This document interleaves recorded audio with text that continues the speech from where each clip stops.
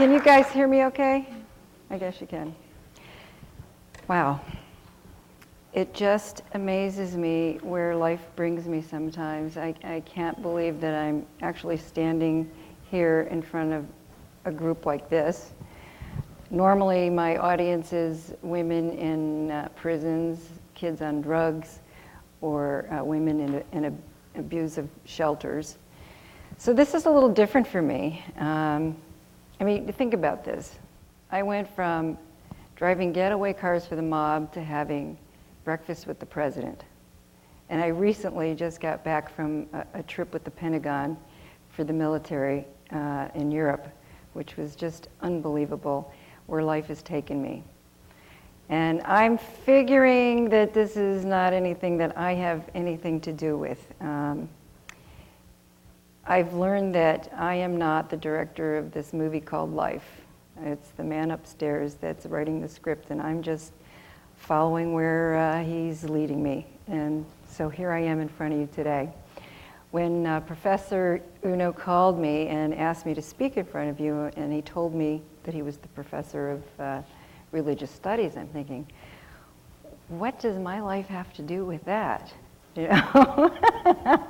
But then he explained that he just basically wanted me to talk about my life, which was the dark journey that I had taken to get to where I am today. And the good side of that is that there is light at the other end of the tunnel. I guess I should start where I started my book. I know several of you have been reading the book. How many people have actually read the book out there? Good, you're going to have some questions for me, I'm sure. But where I started the book was, I had an interesting thing happen. I was doing a Bugle Boy jeans commercial in Bodega Bay, and I was driving a vintage Dino Ferrari, and I had to do a 180 on a narrow mountain road. And the back tire caught the soft shoulder and lost control of the car, and I ended up somersaulting over the embankment, heading towards a 300-foot drop-off into the ocean. And the whole time I was somersaulting to my death, you know, they say your life passes in front of you, and you know, you see everything before you. Well, that didn't happen. All I thought about was wrecking a $250,000 car. And after I got back from location, I just kept thinking how odd that was that I never thought about my life. You know, why wasn't my life important? And, you know, I really wanted to know the answer to that. So I made an appointment with a therapist, and he suggested that I get a journal and I write in it for 20 minutes a day. And when I started to do that, I would reread the pages and say, oh my God, this is why I do this, or this is why I did that. I had never examined my life before. I never really looked at what had happened to me. And reading my own words was opening my eyes to what exactly happened. And I then started adding dialogue, and I realized that it was turning into a book, but I didn't know how to write a book. I mean, I have a high school education. I barely got through high school, and English was my worst subject. So I called a friend of mine, Sydney Sheldon, and I said, Sydney, I think I'm writing a book here, but I don't know how to write. I said, do you know of a ghostwriter that I could call? He said, well, send me what you got, let me look at it. So I sent him over the pages. There were maybe 60 pages, and nothing was in any order. It was just my thoughts. He called me back and he said, Georgia, you don't need a ghostwriter. He said, you know how to tell a story. He said, but you are revealing things about yourself that aren't very pretty. So you need to go back to your childhood and start from there so you can explain your life, so by the time the readers get to that point, they'll forgive you. So he sort of guided the process, and I would continue to write and send him the new pages, and he would give me his thoughts on it, and I would make changes. And it was a real process for someone who does not have an education like you guys do, which is, you know, I really commend you. It's something that I always wish that I had. But going back into my childhood, so we should start there. I was born in Rochester, New York, which was the home of Eastman Kodak. And we didn't have a lot of money. In fact, we were pretty poor. And my mother, who didn't have the opportunities in life, she was a very beautiful woman, but didn't go anywhere with her life. And she wanted for me the things that she didn't have. So when I was 12 years old, she took me to Eastman Kodak and brought me into the modeling department. And I didn't want to be there. I wanted to play football. I wanted to play baseball. I wanted to play with my friends. I was a tomboy. Modeling, I didn't want to do that. And I was very nervous when I, sat down to take the pictures. And the photographer came into the dressing room after everything was over. He says, "Honey, are you taking any secretarial courses in school?" I wasn't even in high school yet. And I said, "Well, I plan to." And he said, "Good, because I think you should be a secretary. I don't think you're going to make it as a model." And that's, just by saying that to me, I had to prove that man wrong. It's not what I wanted to do, but I had to prove him wrong. By the time I was 17, I was considered the most photographed girl in the country. And I was the Kodak girl. But I had started modeling at 12, so I was always in the newspaper. I was always on television. And I didn't realize it, but when I would go to school, all of my classmates were jealous of me, but I didn't know it was jealousy. I thought they didn't like me. I already had a kind of a low self-esteem because we were poor and I felt a little inferior. And then I just felt like nobody liked me. So, and here I was really appearing on covers of magazines and didn't think I was pretty. It was pretty bizarre. So I started hanging out in the city. And I had friends there, and it was away from my town. And I was sitting at a counter with my girlfriend, and these two guys in their 20s came up to us, and they started hitting on us very crudely. And I mean, I looked like I was about 16 or 17. I was 13 years old, but obviously I was pretty young. And this guy was sitting in a booth all by himself, and he was watching this take place. And these guys were really being crude. And he got up, and he took these two guys outside and just beat the living crap out of them. And I can remember standing by that big picture window, it was all glass, looking out in the parking lot and watching this whole thing take place. And it was bloody and gory, but at the same time I felt, wow, this man is doing this for my honor. And I was very impressed with that. Well, this man, his name was Sammy Gingello. He turned out to be the godfather of upstate New York. And he was a very powerful man. And for some reason, he took me under his wing, and he decided he was going to be my protector. He watched me grow up, and at 16, I'd get into these clubs, and I could get in because he would just nod to the bouncers and say, "It's okay, let her in," and he would watch out for me and make sure that nobody tried to take advantage of me. And at 17, I was raped by my brother-in-law, which really was a turning point. My sister didn't want me to write about this incident. I had several things in my book where people didn't want me to say this and they didn't want me to say that. But if I left all those things out, those were the things that really steered me into the direction that I went in the path that I had taken in my life. When this rape happened, I was a virgin. And this man realized what he had done after the fact. And it was my sister's husband. So what he had to do is kill me at that point because he couldn't let my sister find out what he had done. And he had taken me into the backyard with a shovel. I was totally nude. It was March. It was very cold in Rochester at that time. And he had me digging my own grave. And I don't know where I got the sense to do this because I was hysterical, but I just said, "Dick, you can't kill me." I said, I have to work tomorrow, and I told the photographer that I was going to be with you, so he knows I'm with you. And in his state of mind, which was really out there, he said, "Well, you got to call him. You got to tell him that you weren't with me." And it was my chance to get to a phone. So he drags me back in the house, and I was staying with my aunt at the time, and she knows if I'm going to be late, I always call her, so she knew something was wrong right from the beginning. And my cousin, who was a cop, lived there as well. So when she heard my voice, she knew something was wrong, and she was screaming for him to get on the phone. And I'm holding that phone really close to my ear because I don't want him to hear what's going on. And the whole time I'm saying, Emil, I'm sorry, but I can't work for you tomorrow.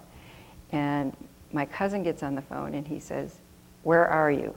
I said, my brother-in-law is very sick. He says, you're at Dick's. I said, yes. Well, within 5 minutes, him and my other uncle, who was also a cop, showed up. And they got me out of there. When I look back at it, it really wasn't the rape that was the worst part of it. It was the aftermath. It was all of the people in my town who wanted something bad to say about me, but really didn't have anything. Now they did. And suddenly he was the victim. I wasn't the victim. It was her fault.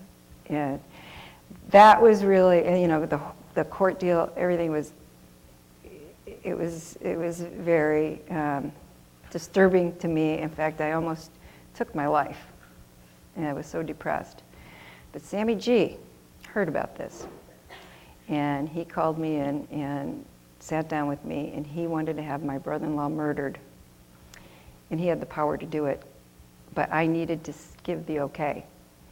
And at 17 years old, I held a man's life in the tip of my tongue. And I couldn't do it. I wouldn't do it. And thank God for Dick that he did go to jail. And otherwise, I think they would have killed him anyway. So I graduated from high school. I just couldn't wait to get out of this small town. And I ended up going to New York. And I was in an after-hour club, and it was another mob hangout. And I was very comfortable there. I was comfortable around those guys because I felt protected in that world. I felt accepted in that world. And I gravitated towards them. So, and they were glamorous and they were exciting up until the point where I knew that they really did kill people. And I got a taste of that. I'm in this club, and I'm 5 feet away from this guy, and he pulls out a gun and he shoots the guy next to him. And the owner of the club threw me the car keys, and he says, Georgie girl, go get the car, bring it up. I ran down 2 flights of stairs, and they got his body down the stairs.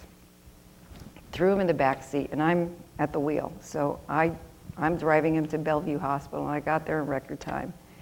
And then they just flung open the doors and they pulled his body out, left him on the sidewalk, jumped back in the car, we beeped the horn and took off. I'm shaking like a leaf. After the fact, not as I'm doing it, but after the fact I realized what happened, and that's when I got scared. And all they could, you know, they could care whether this guy lived or died. They just looked at me and said, man, Georgie girl, can you drive a car? You know, and this guy's bleeding to death in the sidewalk, you know. But they talked about it so much that a couple of months later, I was asked to deliver a message by Sammy G.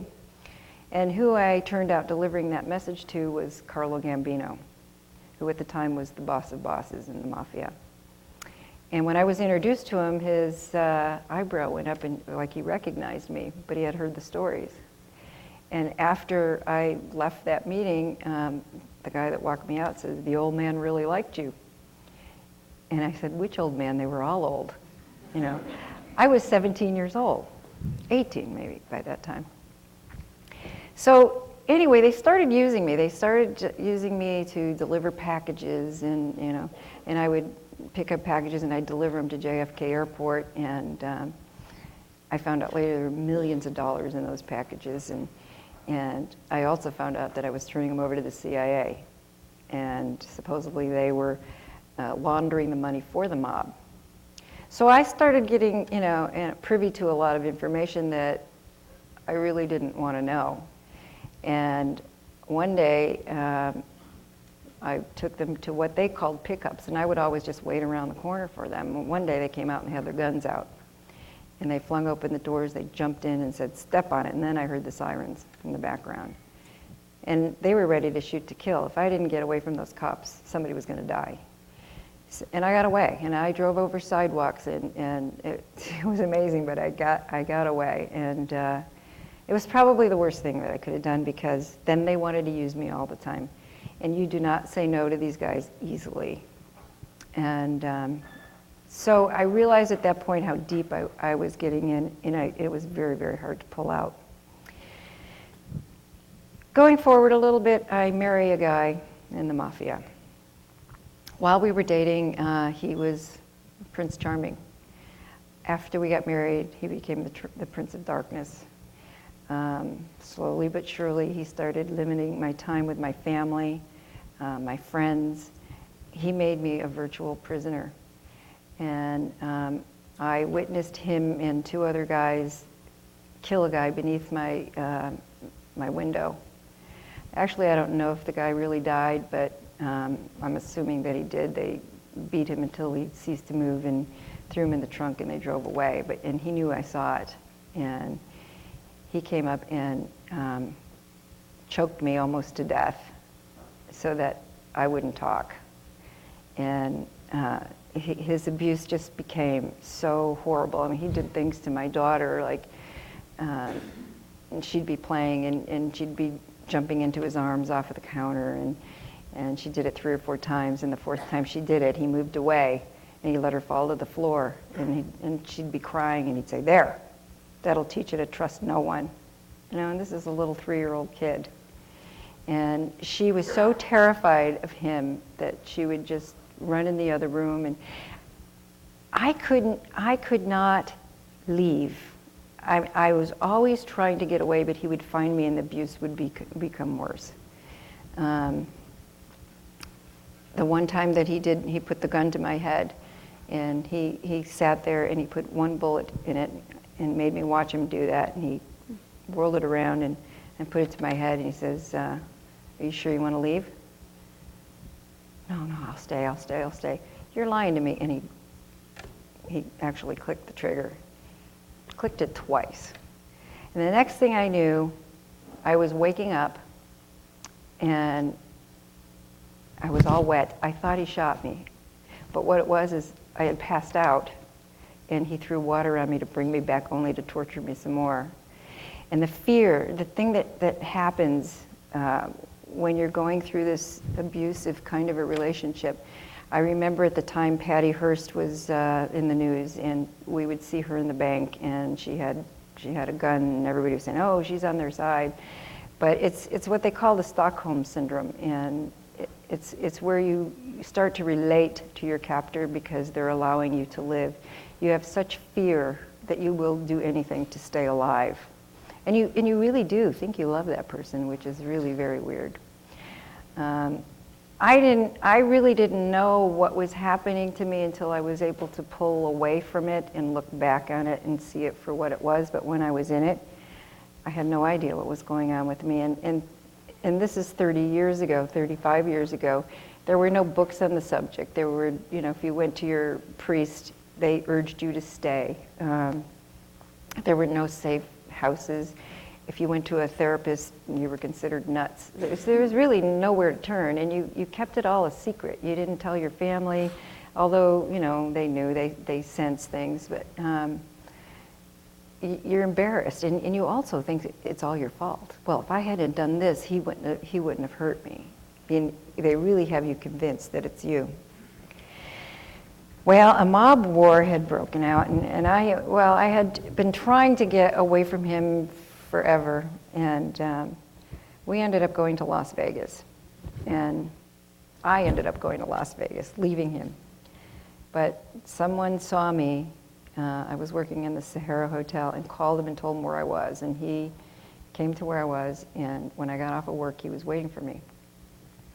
And I was at my car, and he pushed me into my car, and he said, "I'm going to do something to you I'm going to do time for." And he starts driving me out to the desert.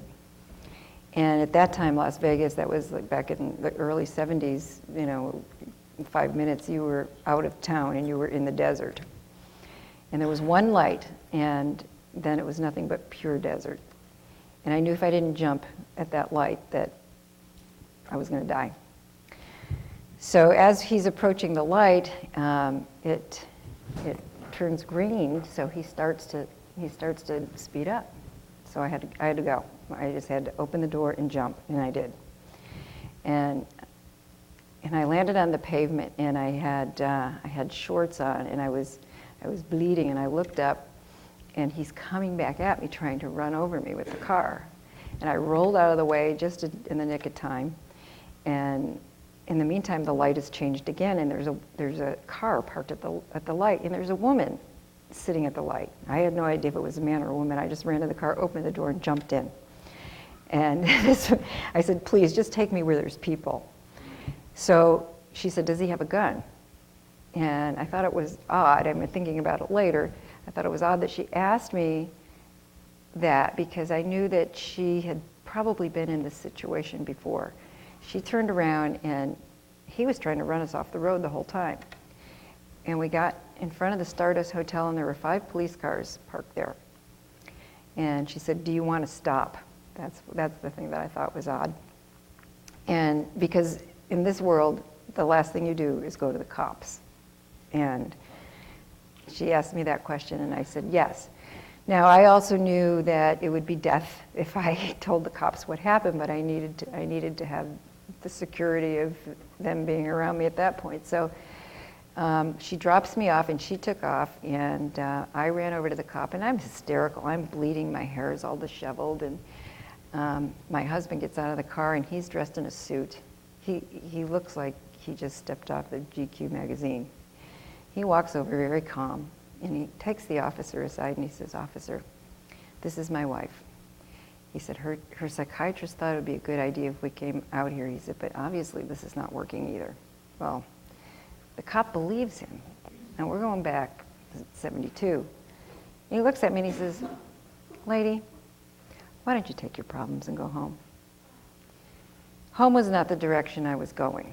And I knew that if I didn't do something at that point, I was going to die. So I ripped the cop's name tag off of him, and I said, you know, I started calling him all kinds of names. I kicked him, and he finally arrested me. And that's exactly what I wanted him to do.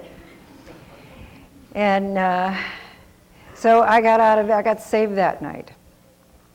So now I end up back in Rochester, and my husband, Joe, had to leave. Something was going on in the mob that he was involved in, and I think there was a contract out in his life, and he had to go, and there was no way I was going, and this was my out. This is the way I was going to get away from him.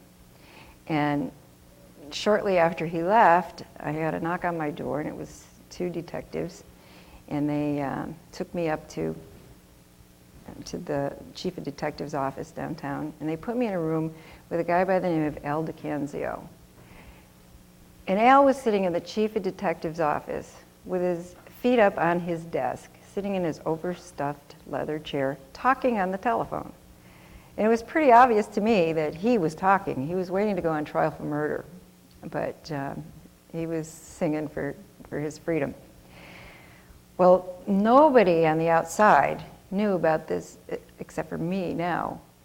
And the chief of police, who was very crooked, he would do anything to get the mob, fabricate evidence, whatever he had to do, was setting me up.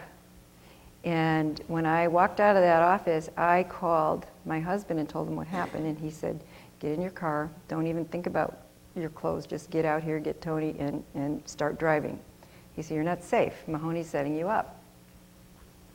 So, you know, I had seen the mob, okay, turn on the electricity for somebody who couldn't afford it, buy gifts for the underprivileged, and then I would see the law doing shady things that they weren't supposed to be doing. So here I was at a very young age having a very distorted view of who the good guys and bad guys were. So I ended up having to go to California. And I went, and kicking and screaming, I didn't want to go. Well, at that point, I couldn't talk to the neighbors. I couldn't tell them, you know, people want to know. I mean, they're curious. Where are you from? What do you do? So in order to avoid that, I would just put my sunglasses on and just avoid eye contact and getting into conversations. And his abuse became so extreme at that point. And my poor daughter and I would just, when we saw he was getting that way, we would run out of the house and we would shiver on the beach for hours and hours. And if I was lucky enough to get out with my purse, we would go to the theater and sit there and watch movie after movie after movie in our pajamas. I mean, it was just bizarre. One day we're out at the pool, and I got my sunglasses on, and I'm reading a book, and she's playing in the pool, and I hear her laugh. And I looked up, and I realized I hadn't heard her laugh in a long time. And then I realized I was so wound up in my own pain that I wasn't seeing hers. And she was playing with these two little girls, and their father came along, and he started playing with his daughters, and they left her out. And she was sitting on the edge of the pool just looking at him like, won't you play with me too? I mean, this look in her eyes, I want to cry just thinking about it now.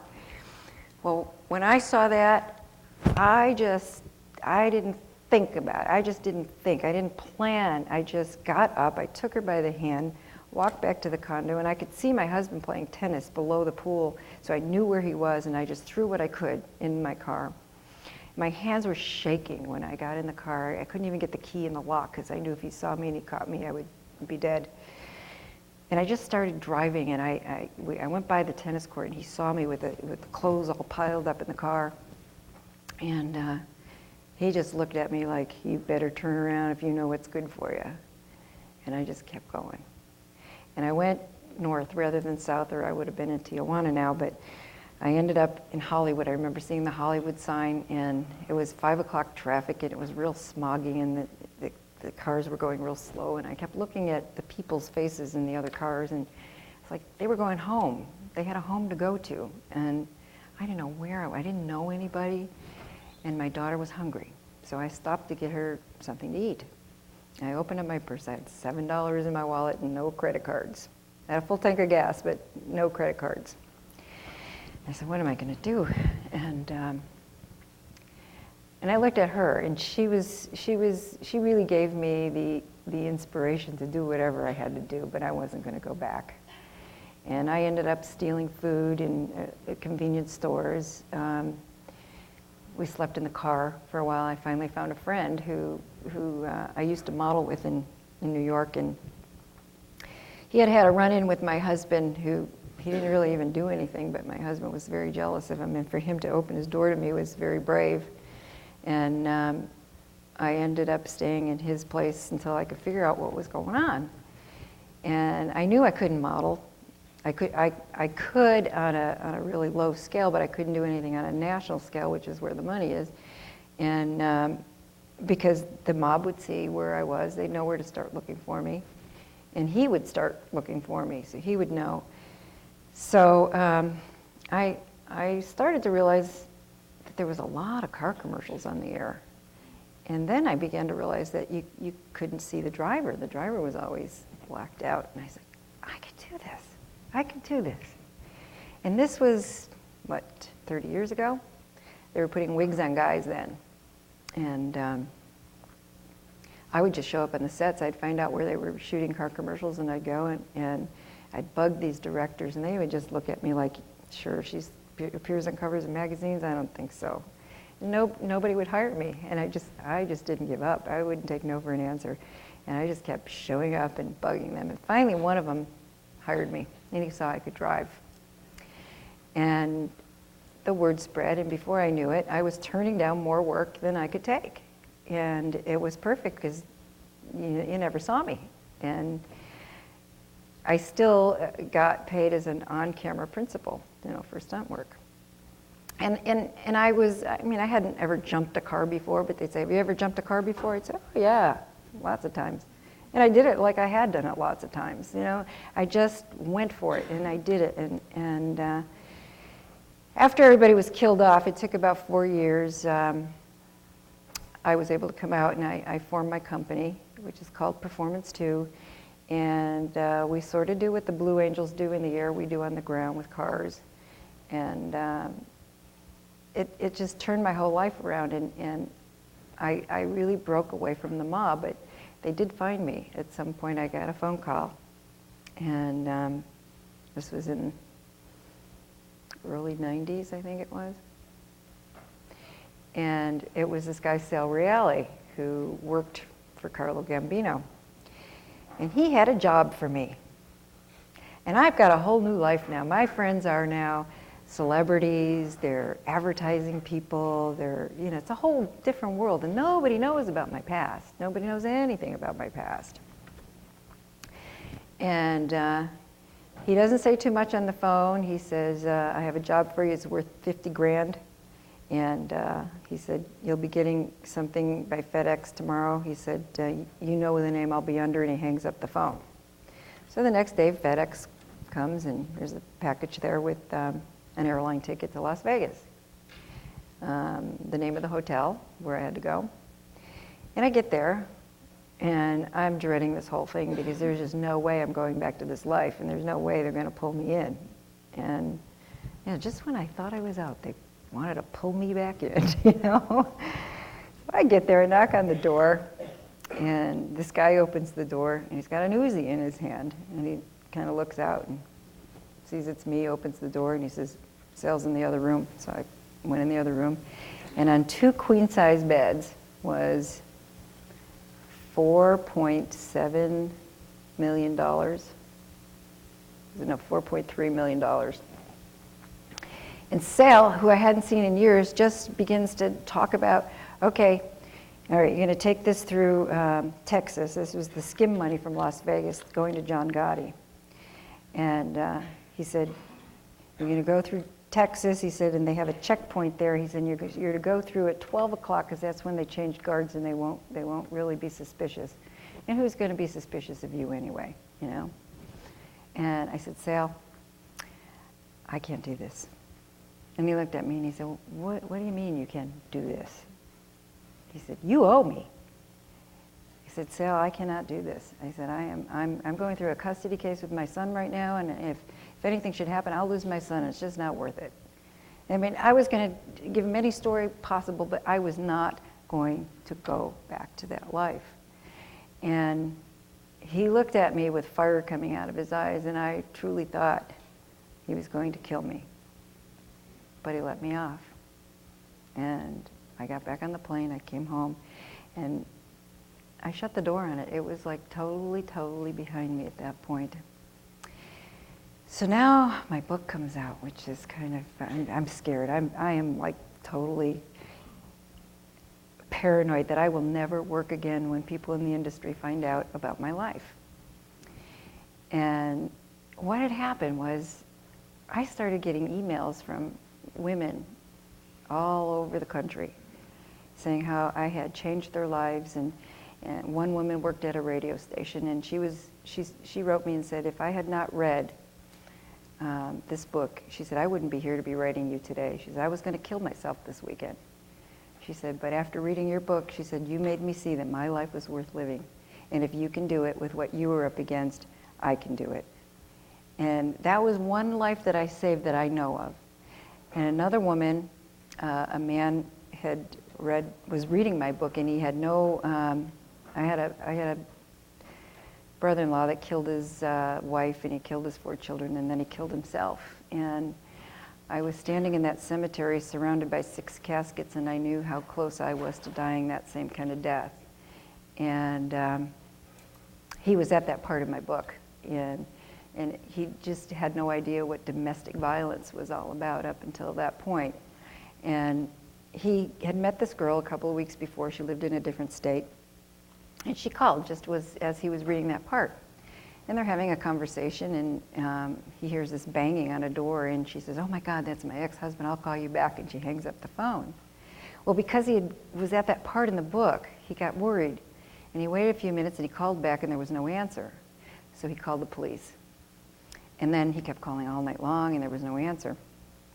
The next morning, the police called him, and they said, are you the gentleman that called us last night? And he said, yes, I am. What happened? He said, well, we went over there. He said, we had to break down the door. He said, her husband had stabbed her several times. He said, but she was in the hospital, and she was going to live. And the guy was in jail, and they thanked him for making that call. He said, you saved her life? And he said, no, I didn't. He said, the company she keeps saved her life. Because if he had not read it, he would have never made the call. So I am beginning to realize, the work that I'm doing now and the direction that I'm going in life is not I mean, how did I write a book with a high school education? How did I do that? Why did I do that? This was all in God's plan for me. And my life is so rich now, it's so full. I help so many people, and I don't really care about finances. I mean, if I think I'm in trouble, I just don't even worry about it anymore. I know it's going to come to me. I am so rich in spirit right now in the work that I'm doing. And I know there's a lot of people out there that in this audience right now that are probably living a little bit on the dark side maybe, or you've experienced some of the things that I'm talking about. And if I can help just one person out there to take a look at their lives and, you know, where they're going with it, where they've been, and to make positive changes, to take those negatives and turn them into positives, then I've done what I'm supposed to be here to do. Would you like me to open up the questions now? Okay. Does anybody have any questions? I know you do. Go ahead, sir. Has God always been a part of your life, or if not, when did that happen? Well, yes. He asked me if God has always been a part of my life, and the answer to that is I was brought up Catholic. I've always believed in God. I know that I survived a lot of these things because there was definitely an angel on my shoulder, but I wasn't walking the walk. I was not doing all of the things that I needed to do to be in His light. And it really wasn't until after the book came out that I began to see, you know, what my purpose was in life, and I brought Him back into my life full force.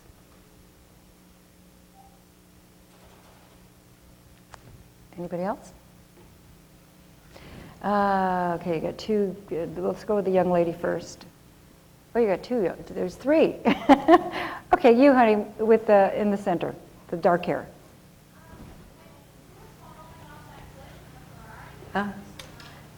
How did I survive? She asked me how I survived when I fell off the cliff with the Ferrari. I didn't go all the way down. It stopped 40 feet short of going over the cliff. And the car was upside down. I was actually trapped inside of it, and it was, I couldn't get out. It was very dark. And I heard the crew say, "Okay, Georgia, back to one." So I knew the radio was there somewhere, so I found it, and I just yelled into it to get me out of there, and they came and got me out of there. Okay, honey. Do you think all men involved in mafia have any serious position towards domestic violence, or do you think you're just an exception to that, or happen? She wanted to know if all men in the mafia participate in domestic violence. Unfortunately, it's not just the mob. It's many men that have problems themselves. My husband would tell me stories sometimes, and I couldn't help but feel sorry for him. His father used to tie him in the cellar with, you know, rats would run around his feet, and it was dark and it was cold. And his mother used to sneak him food, and if his father found out, he would beat her up. So a lot of things happen in your childhood that make you who you are. And in his case, that's what happened. And I'm sure you've seen a lot of studies where, you know, kids are abused when they're younger, and when they're older, they end up doing the same thing to their children. It's just a vicious cycle. There was a gentleman right next to you that was, did you have your hand up too? No? Okay. Go ahead, sir.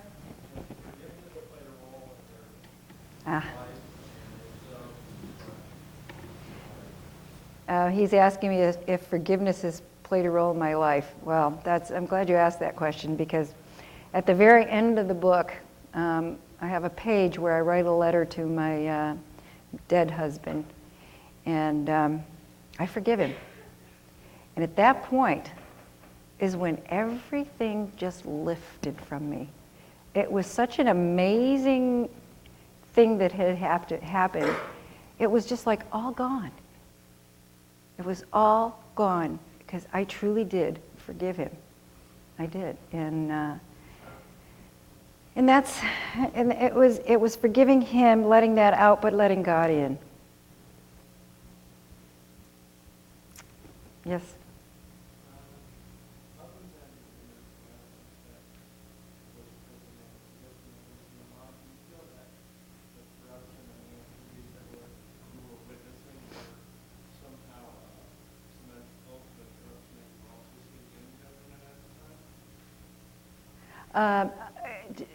I'm really not hearing what you're saying. Can you speak louder? Sure.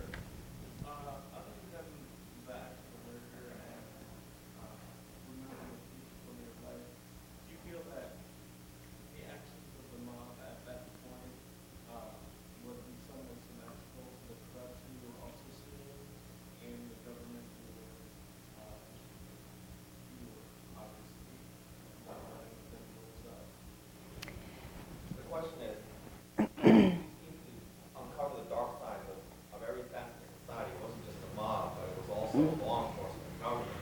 And so do you see some kind of symmetry there, that there's a dark side to everything?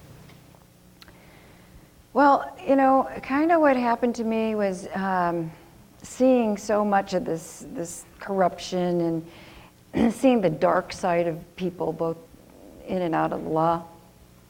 I was pretty much desensitized after a while, and that's kind of where Georgia White and Georgia Black come in. I would just, Georgia Black really eclipsed Georgia White after a while, and I became devoid of emotion. I just didn't think, I didn't feel. I went around with a mask on, you know, I was always smiling, people liked me, but I was empty inside. I was totally empty. I don't know if that answered your question. Well, not really,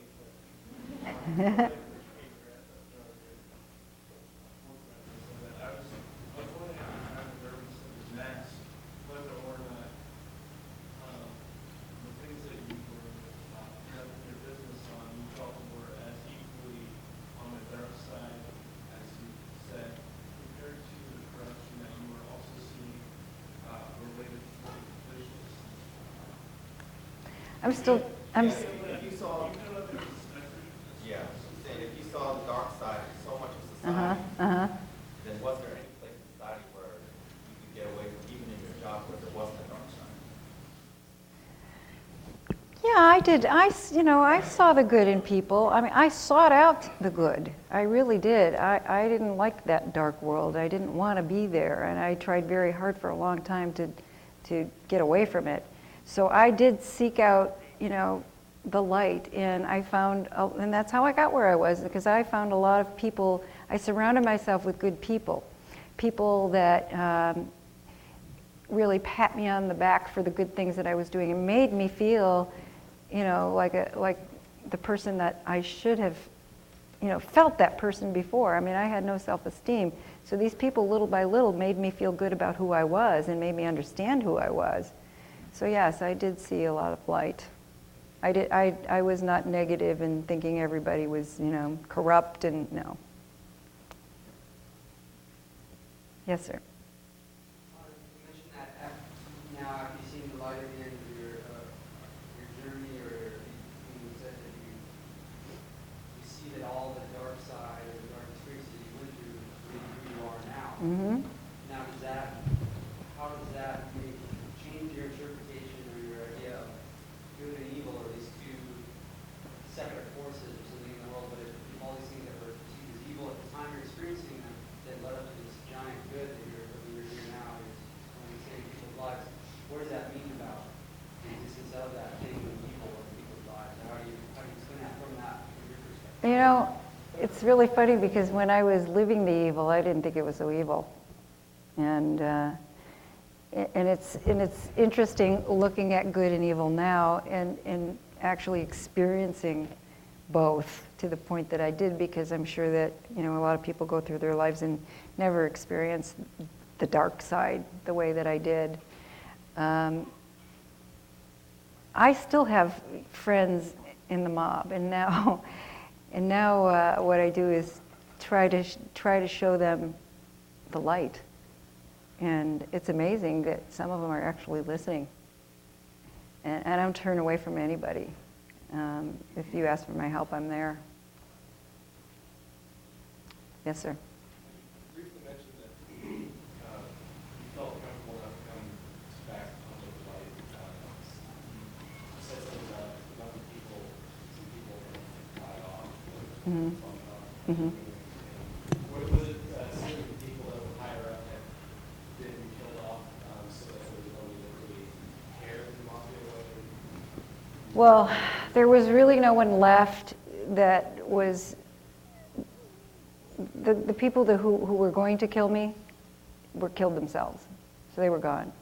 And I was dealing, we're dealing with two mobs here. We're dealing with the upstate New York mob, who is a mob on their own, and we're dealing with the Gambino family in New York, which is, the real guys. So I always had, somebody over here that would go talk to that one over there to protect me.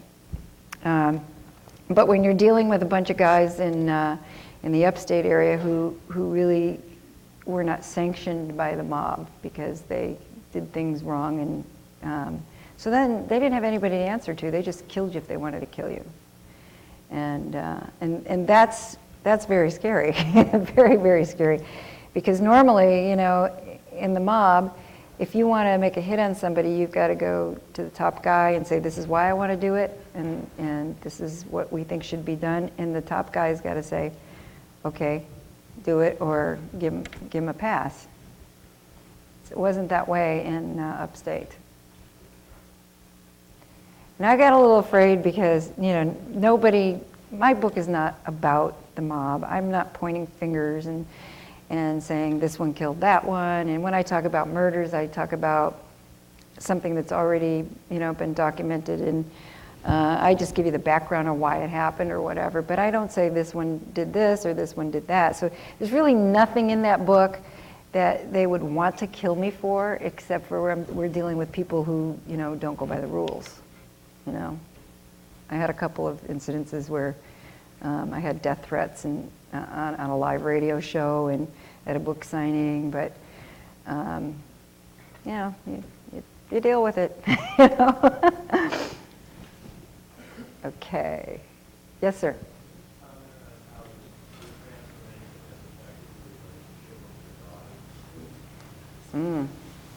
My daughter, that's it. I'm glad you brought that up too. There's so many things that I wanted to talk about here, and there's not a whole lot of time, but I mean, how do you go through a whole life in 40 minutes? But my daughter ended up on drugs for 17 years. She was on drugs, and I never thought she was going to come out of it. And she finally did, and I'm very proud of her now. She's a mother, and she's just happy, and I am too. But when my book came out, it was very interesting because she lived this with me. She was with me through every step of the way, and we never discussed it. And I assumed that, because she was there and lived it with me, she knew the story. So it was never really talked about. But when the book came out and she read it, she could not get through a page without crying. And she'd say, "Mom, I remember when this happened." She said, "But I thought this is what was going on." And then I realized she was seeing all this through a child's eyes. She didn't understand really what was going on. And she held resentments towards me that she never really verbalized. But those resentments were there, and probably one of the reasons that she ended up doing drugs. And so a lot of things got resolved through that book. I mean, it brought us very, very close together. Very close. Yes, sir. I was just curious if Sammy G ever knew about your husband's relationship. Yes. And he was, because I know you had said at one point that you kind of had your back, but he just kind of was like a direction. No, he didn't. No. He almost beat my husband to death one night, or had his goons do it. And I had to live with that too. And as soon as his bruises faded, so did his memory. And he started up again, but it kept him from hitting me for a while. Yeah. Yes, sir. Do you have any thoughts on a show like The Sopranos?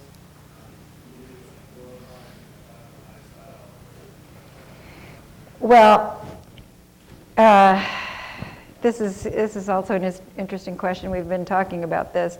It's kind of a question that I get asked all the time on radio shows and talk shows and stuff. But when The Godfather came out, I remember when The Godfather came out, I was hanging with these guys, and they saw the movie, and they were saying, "Hey, that's us.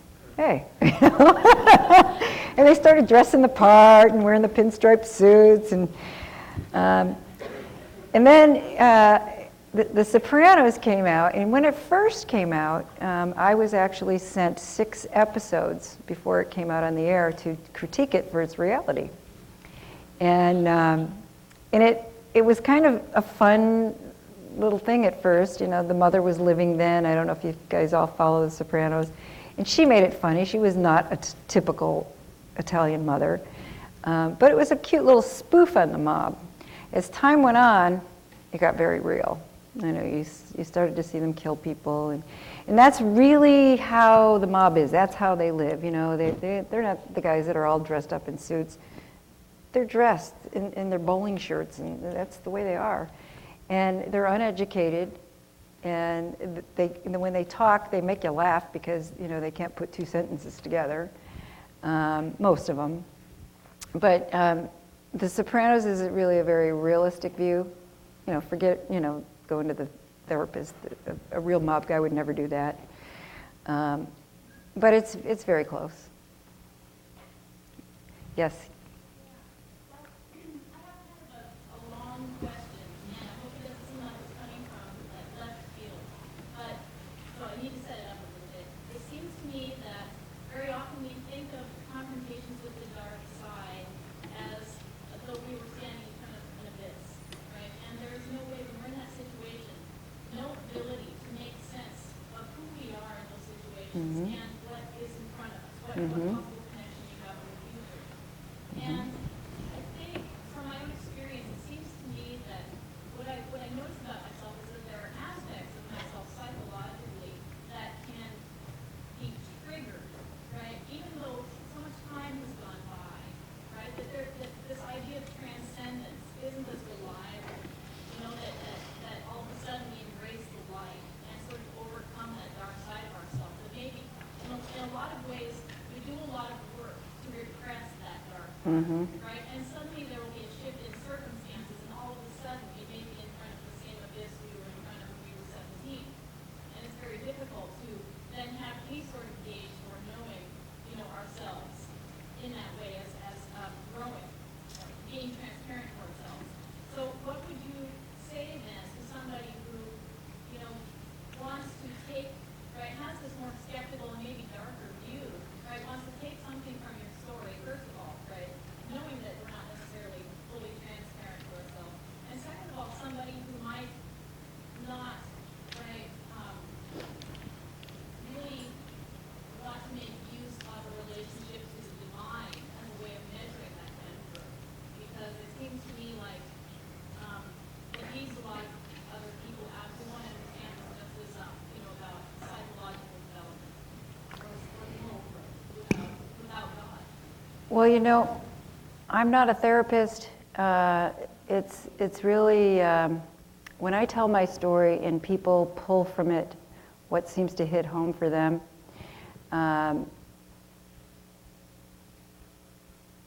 In a situation where there's an abuse issue, all I can say is to get away from your abuser, and you need to stay away for a long period of time so that you can look back at it and see it for what it is, because you can't see it when you're in it. And the things that I still have things trigger in my life that had happened to me a long time ago, and it'll bring me back to that place. But I am spiritually so far above being in that place that I just won't allow myself to go there. Everybody's different, you know, how they handle things. And And it's difficult for me when I'm speaking basically to women that are really in bad abusive situations when they ask me for my advice, because what was right for me doesn't necessarily mean it's going to be right for you. And everybody has to sort of find their own way. I can just tell them my story and hope that they can pull from it what they can and, you know, use it for the good. Yes? I have two questions that are short and sweet. My first one is, did you ever consider seeking Sammy out during your really desperate, dark times for safety instead of trying to flee from your husband? Maybe, you know, running to No, the because I knew he would kill him, and I didn't want that to happen. Okay. My second one is, did your ex-husband ever try to fight you for custody of your daughter, or ever try to hold her over your head and threaten you? He used my daughter against me, yes. In fact, he molested my daughter, which put her into heavy therapy and started her on drugs. I don't really want to tell you everything. If you're going to be reading the book, you get all the, you know, I don't want you to know exactly what's going to happen. But he did do that to her, and I was going to have him arrested, and he fled back to New York, and the only thing I could do then is extradite him, and I really couldn't do that. But I knew he would eventually kill himself over it, and he did. Which my daughter had to live with that too, because she felt it was her fault. Yes.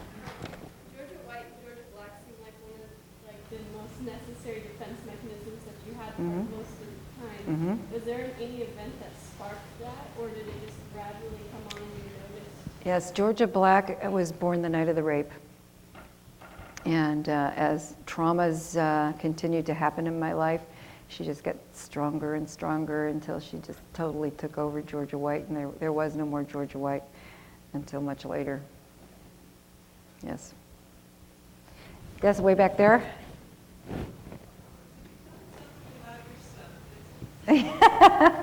Yeah. Well, that was very interesting, you know, being a woman in that field, starting as, you know, way back when I did. I had to tell a lot of men what to do, and men aren't really ready to hear what a woman has to say, especially in a macho business like the stunt business. And because of my street sense, I was able to pull it off and have them listen to me and gain their respect. I earned their respect, and we ended up having one of the top driving teams in the country. And basically, my company focuses on car commercials, so all the car commercials that you see on the air, there's only 3 companies in the country that do what we do, and there's maybe a total of 60 drivers, so it's one of our companies doing them. And we all work in the movie industry as well. I don't get them work in the movie industry, they get their own work in the movie industry, but I keep them pretty busy doing car commercials, as you can tell with all the car commercials that we have on the air. Yes, sir. I was wondering, when you came to spiritual realization on this level, did you find it through your Catholic faith? And sort of ancillary to that, are you involved in a faith community now of any kind? Yes. Actually, I consider myself a Christian. I had a gal living in my guest house. Her name is Susan Stafford. She was the original Wheel of Fortune girl. And she gave that up to become a minister and go to the Philippines with Sister Teresa and help all the children there with leprosy.